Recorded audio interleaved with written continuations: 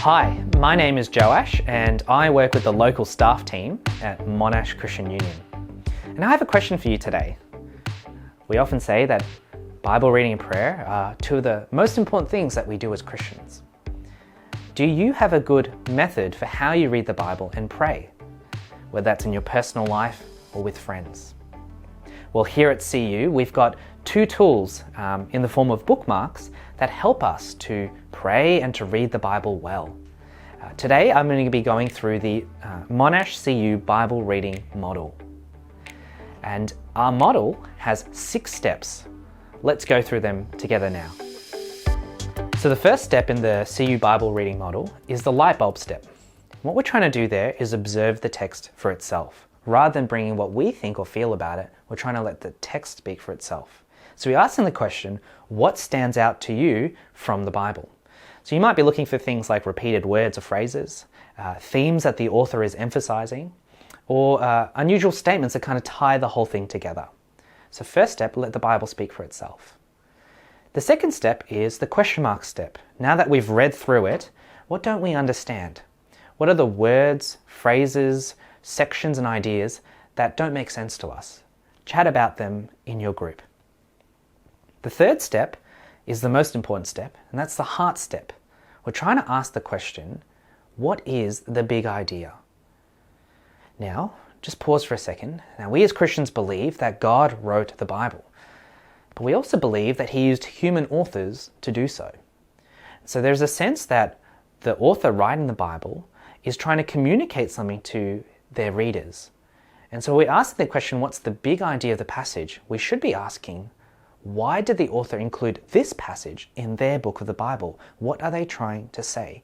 And that will help us to understand the author's intent and not bring our own thoughts or feelings into what we think the Bible is actually trying to say. The next step is the Christ step. Now, this CU reading model is helpful for all parts of the Bible, but especially in the Old Testament, it's helpful to know that after the birth, life, teachings, death, and resurrection of Jesus, things that have happened in the Old Testament have developed and been fulfilled. And so we might take the big idea that we found in the Old Testament, but we need to see how Jesus helps us to understand it better. And we can do that in the New Testament as well. If we're reading about Christian instruction, we want to know, how does Jesus help us to do that? How does he encourage us? What he did encourage us. But especially in the Old Testament, we need to return to that step of how does Christ help us to understand it? The fifth step is the arrow step. What we're trying to do here is go, we've read this passage, but how does this apply and what are the implications for me? We don't want the reading of the Bible to just be a head exercise. We want it to impact our life.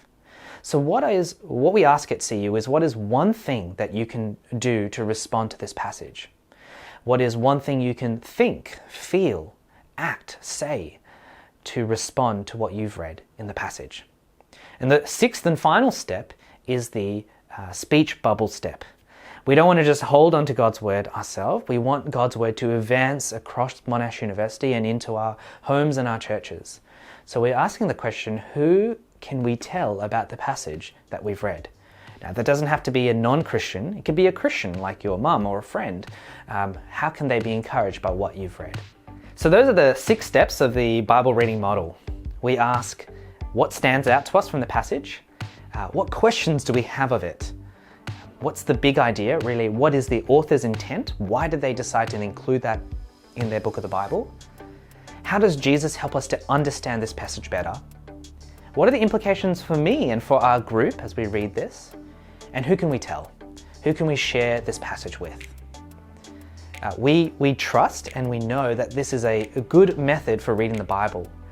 And so we would love for you to be using this in your personal Bible reading and also as you read the Bible with groups on campus. If you would like to have one of these bookmarks, please go and chat to your faculty leaders. We have plenty to spare.